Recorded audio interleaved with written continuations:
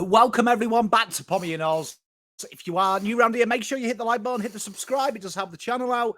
And welcome back to another episode. This is part 2 of the internal Pom review as we're doing. And we're now on to the players portion. We will be concluding this part in the bye with our findings, but also some suggestions of how we think we can make it work and get ourselves out of this mess. So fully engaged, so make sure you put your comments in. So what we're doing today is we're going to go through the individual players, compare them to the rest of the competition, and see how they're doing historically from where they are at now to where they were last time they played last year. See if there's any similarities, any patterns. And I thought this was quite a good exercise. It's quite a fair way to do it, going between the players against players in their position. So we'll start off straight away with Jack Silvani. 12 games this year, 60th in his position.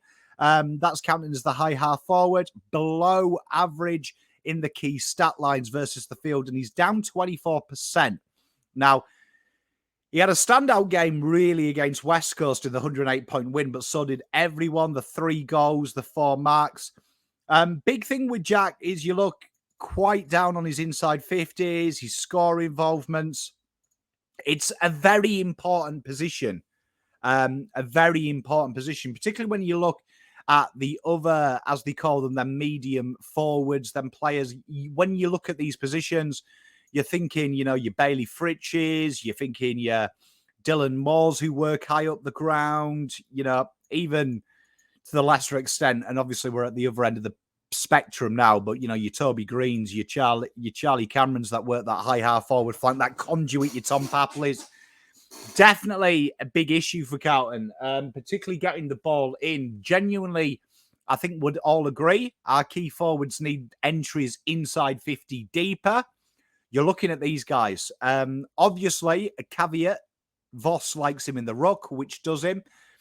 But just looking at his pure numbers, that is very low. So that is someone there that we've got to definitely try and find a way of getting that position to be a good position for us.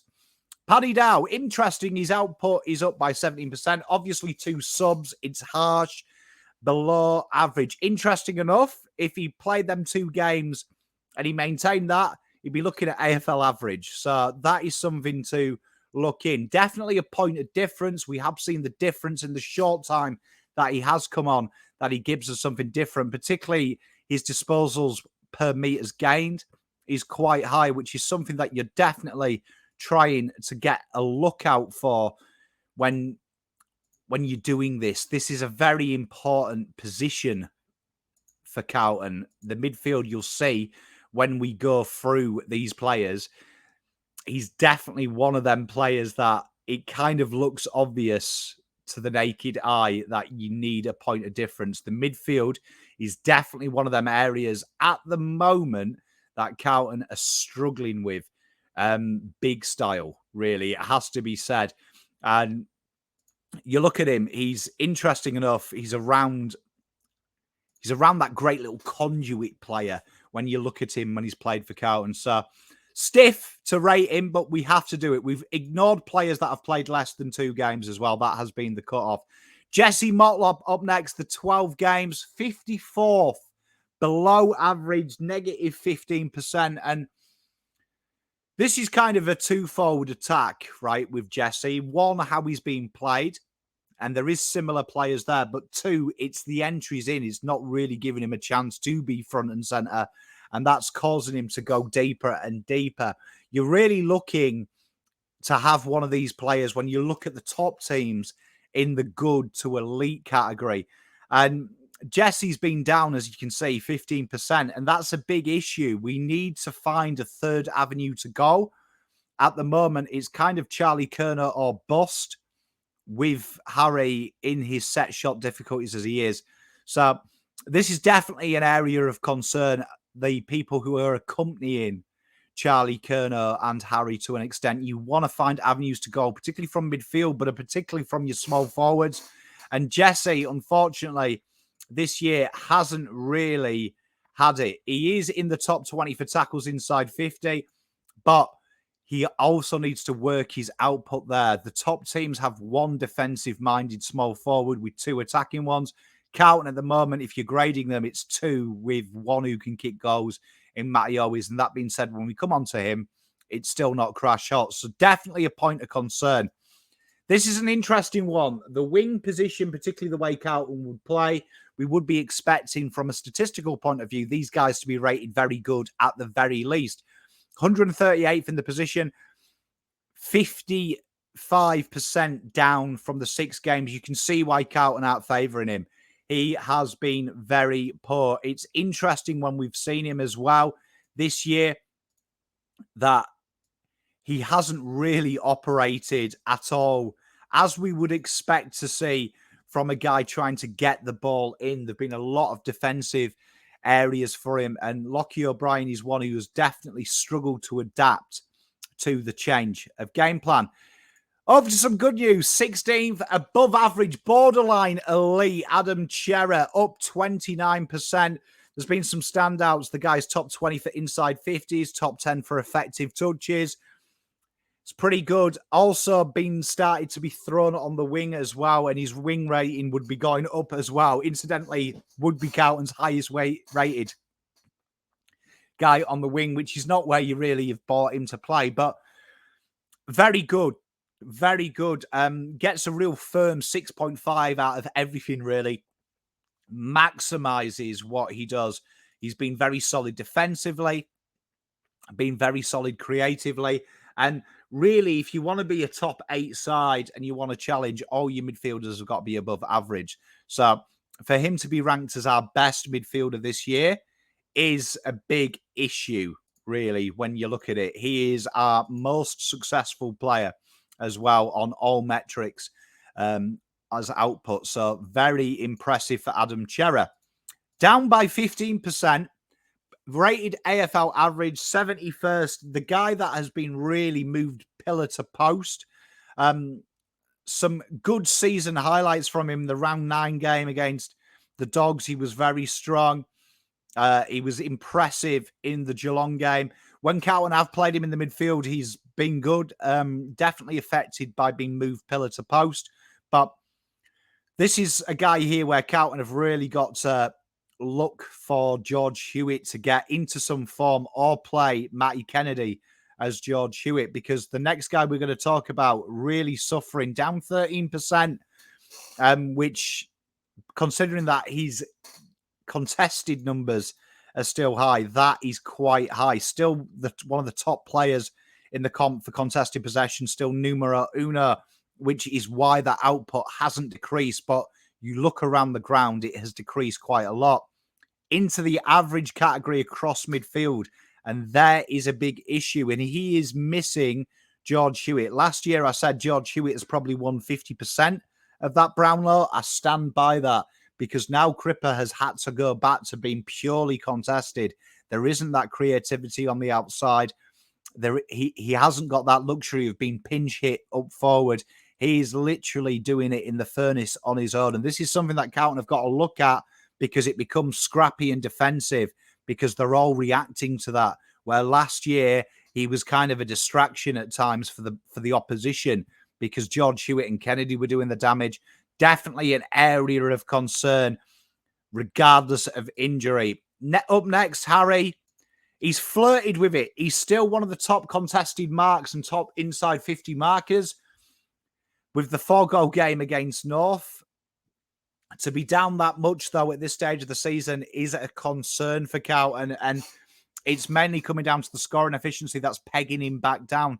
And that is a big concern for Carlton. And I think that's partly as well that the entries are shallow and down to the pocket. Last year, we saw a lot of deep entries, which give him that area of coverage. So definitely something we're looking at when we'll do our review findings that we've got to look at.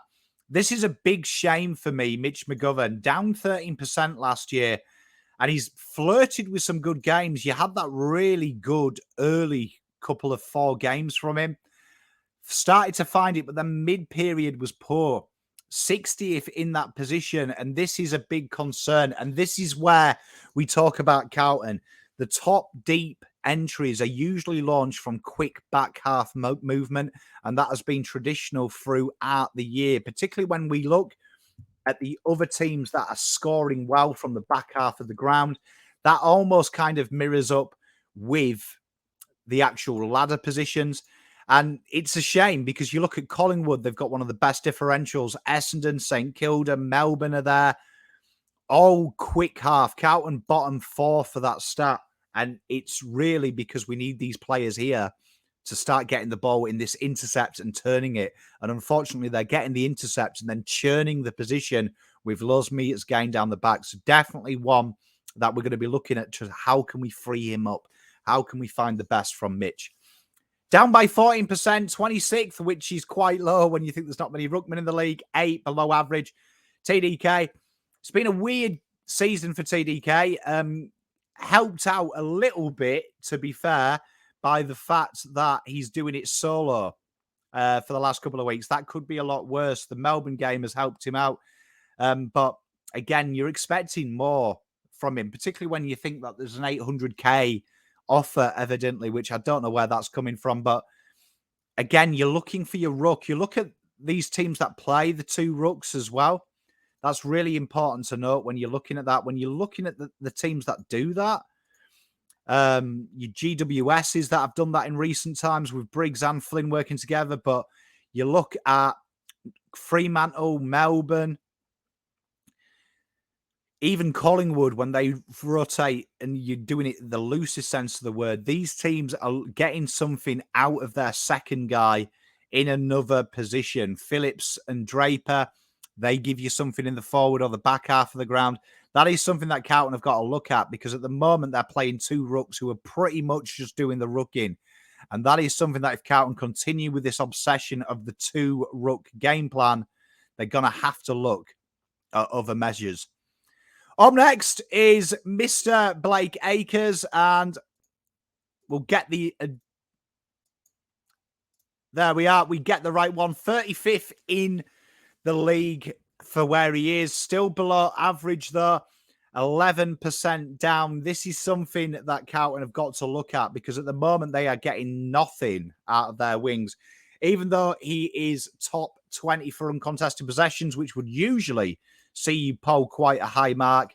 Carlton being in the bottom echelon of scores from turnover, scores from D50.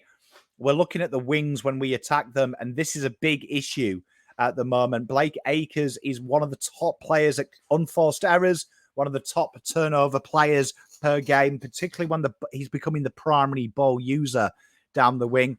And also, we're looking for these meters gained and this penetration in the forward third, and it's not quite happening for him. And this is something that Carlton have got to look, because Ollie Holland's 58, still a little bit below. We can't judge him on last year. It was a pretty good start, but he needs to be in that very good. Genuinely, when you look at the wing pairings, you'll have one just below average or average and one who's a primary ball user. It's not quite coming through. Ollie Holland's, shame he got injured, because he was starting to build kind of a nice game, because he's ranked top 4 for meters gained for the juniors. He's ranked top 6, ranked top 10 for touches. It was a nice build.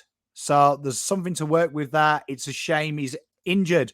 Sam Doherty, just above average, is 4% down, but is giving Carlton these effective disposals and time to transition. The problem is they're not getting the ball, him and Saad, fast enough from their intercepts. There is a huge delay, and genuinely we're not getting them out in space so they can attack the ground like they were last year.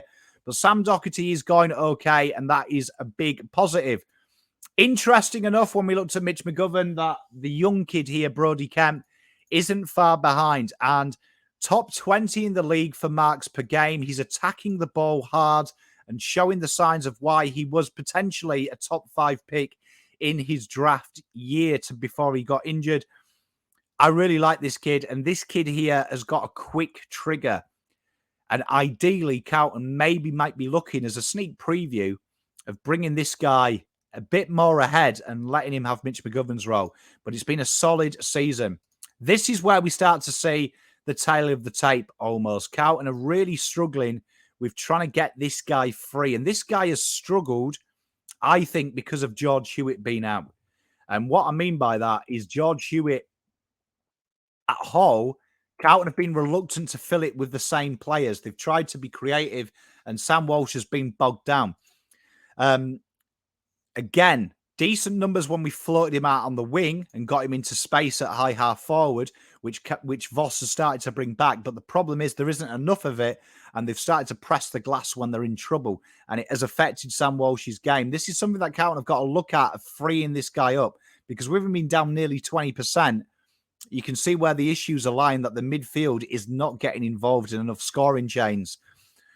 Corey Durden, we talked about small forwards, below average, down by 8%, in the 50s in the rankings. This is a big thing here for Carlton. Carlton have got to find a way of getting deeper entries and getting these players, because Jesse Motlop and him both rank in the top 20 for tackles inside 50. We're looking for output, though, and output isn't there from the goal-scoring point of view. So Corey Durden, even though he's injured, when he comes back, we need to find a way to get him invested. This is a big shame, and it's quite stiff because obviously we're judging him pre-injury and after injury. But again, see what we said about JSauce. The numbers were pretty okay this week. Do you know what I mean? The 4 marks on the lead as well. Something to work with, but we need full games out of this guy, and we're now past the point of let's hope he'll get good. We're now at the stage of we need him to get good. So Jack Martin is someone that we've got to keep an eye on when we do this at the end of the year for our post-season review. It is there, because this is simply not good enough. And even that first game, although, yes, he was knocked, we need a little bit more from him. We need more from him. And these are really important areas. The last two we're talking about, Tigers and Essendon, the last game. The last two we talked about, Durden, include Motlop, Martin and Fisher and JSauce. These guys have got to be high up. Got to be high up, particularly to help that midfield out, because otherwise they blaze away and we start getting them shallow entries. Nick Newman, just in the borderline average, above average position, down 15%. A very interesting customer is Nick Newman, it has to be said. 10th in marks, top in one-on-ones on the deck, been a solid year. Again, 11. He's reliable, but again, we're looking here for this guy to be freeing up Sard and Doc, and that's not happening. Above average, Jacob Wheater in, no surprise, top 2 for marks, top 10 for 1%ers, number 1 in the league for time on ground, top 10 for intercepts. This is an interesting one because he's kind of doing it all, which is why he's ranked so high. When you look at the other guys who are ranked high in this area, Sam Taylor and stuff, they have one primary focus and everyone else is doing their dog's work. This guy is having to do his own dirty work, being forced to take the kick because there's not the options there, or he hasn't seen the options. We've got to get him some support here, because Wheaterin is doing well just as a pure defender. We talked about Jack Martin. Everyone is being tried in this position. Zach Fisher is really suffering at the moment because it's an identity crisis. We had that round 6, round 7, where we started to see some things from him. But aside from that, it's been really poor. And down by 41%, he's lost his midfield time. He's really not giving us anything at all. And it's going to be a really interesting back half of the season of, is this trade bait? Because it's just not working. And it's going to be an interesting one. Lachlan Cowan, 100th, not bad for a first starter. Top 8 for Rising Stars for effective disposal efficiency. Top 10 for intercepts.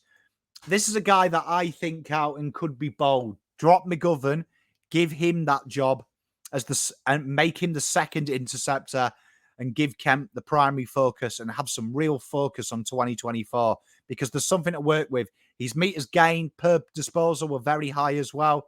This is what you want. He's a quick user, and I think Carlton have been using him wrong in that real placid position. It's going to be interesting. We talked about rucks, and just in the top 20 is Mark Pittener. For his ruck stats, they're okay, which is fair enough. Do you know what I mean? He ranks high, 7th for hit outs, one of the top hit outs to advantages.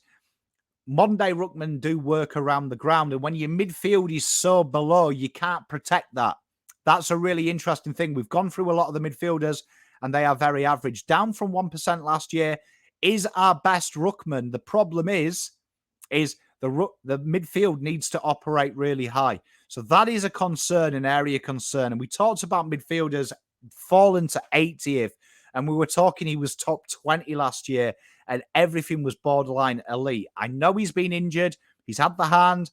He had a bit of a delayed preseason as well. Aside from that Eagles game, though, we haven't seen the best of George Hewitt. And it's interesting that Eagles game, although they're a waffle side, everyone played well because this guy got the ball out and he hasn't been able to replicate that. And this is a huge thing. When you put your eggs in a lot of baskets, you can spread it. The eggs are very well and truly in Voss's system in the Hewitt basket. And when he's not there and he's injured, there's a problem. The only player to rate elite, second in the league behind Jeremy Cameron for all key forward metrics. 2% up. He's ahead of where he was last year. Number one contested marks, number one for goals. It's no surprise. It's no surprise that Charlie's there. And it could be so much better as well because the ratings for danger in inside 50 is the lowest it's been since Bolton. So for him to be that is alarming if Carlton can get them deeper entries and give him more shots a goal in better looks. Carlton could be fearsome. And that's what we've got to do at the end of this review. Just the average there. I've highlighted the average there as well. It's the wrong colour. It should be the magenta type colour because it's almost 27th, but down 15%. And also he's sliding down in the last couple of weeks. You look at it, top 5 for 1%ers, top 20 for intercepts per game. A top spoiler as well. The clangers, though, are killing him. The non-forced errors are killing him in the last couple of weeks. And from a real strong start, we're starting to see it exposed because of how easy we're getting caught on transition, which is the midfield. And this is an area of concern here. Do Carlton change something up in that back line? Because, again, Young is one of them weaker ball users in the terms of speed and pace. Ed Kerno, he's been favoured 12 times, which is kind of unbelievable. Aside from that Adelaide game and the Geelong game, it's hard to warrant his place in the side. And I feel like that they're really clamping at straws to try and get George Hewitt replicated. And they should give the faith into other players. Down 52% from his last season played. It's definitely gone. It's definitely gone, in my opinion. Josh Honey, he's played the 5 games this year, way below average, 85th. 3%, though, improved. It's a weird one, and Carlton are in that situation where you can see they're trying everything to replicate these problem positions.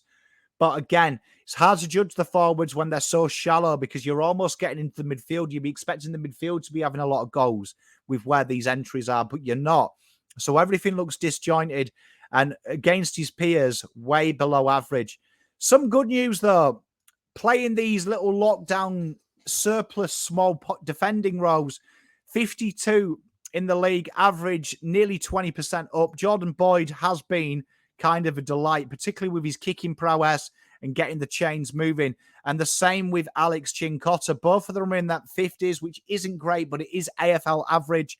And there is something to work with there. I think that this could be something that Carlton look at. Do they just continue with the Boyd, Cowan, Chincotta combination, drop McGovern, maybe accept he's gone and try and be a bit more bolder because Chincotta then can do what Newman's role was and Boyd can be that user.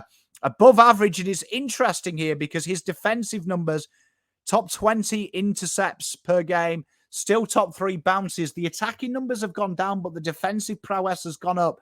The negative 5% output, but he's still a good line defender. The problem is we're looking at top 10 for Adam Saad. That's what we want because we need him to be bursting out of the back half. And at the moment, C. Doherty, he's not getting the ball quick enough and into space, and that is a ball use issue. So Saad not going so bad. Matty Owies, average, and that's purely here from the 1.5, nearly 2 goals a game, which he's kind of got in a few games as well. Kind of a warp thing, but the output is there, and this should be the baseline for our worst forward, really. it should be our baseline for the worst forward. And unfortunately for Carlton, it seems Durden and Motlop are more focused on the tackle part of the game, which is only just 0.8 more than him, but they're not hitting the scoreboard. Always is staying front and centre, and that is a big problem. And we finish with Matty Cottrell way down, nearly 25% down. Aside from that Sydney game, where he was involved in a lot, this guy's really struggled. And to see your wingers and your small forwards struggling, that is a big problem. But these are the players, as you can see. It's there for itself, below average or average. The players are way down on their output. It's something to think about and something that we can look at to discuss in next week. So I can't wait. I hope that's painted a good picture, though. The aim of the first two was to give you the picture painting of what it looked like as a team, which was below average, and what it looks like as a personnel, individual thing. So next week, we'll do it. It's a lot of work has gone into these 3 videos as well, a plethora. You're looking at 16 hours. So please make sure you like and subscribe. Drop your comments in. Any points that you'd like to cover in the synopsis, we will do. We might do a 4th part of just pure questions if that's something that interests you. But let me know how you're going. Much love. I'll be back with a preview tomorrow.